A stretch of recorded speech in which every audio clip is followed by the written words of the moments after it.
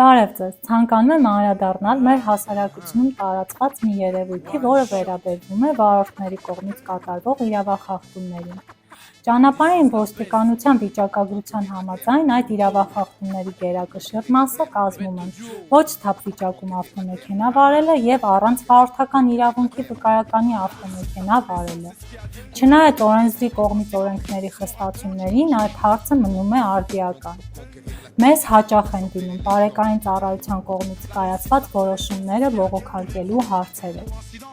Մեր կողմից տրվող հարցին, թե ինչի համար եք ոչ թափ վիճակում վարել մեքենան, մեզ պատասխանում են, թե բա քուրս մեր Վաղոյի կամ Գրնոյի ծնունդն էր, մի երկու բաժակ խմանք էլի։ Դե շնորհավոր ձեր Վաղոյի կամ Գրնոյի ծնունդը, բայց կարելի էր տաքսիով երթևեկել կամ օգտվել հասարակական տրանսպորտից և այլն։ Ի դեպ նշեմ, որ անունները պայմանական են։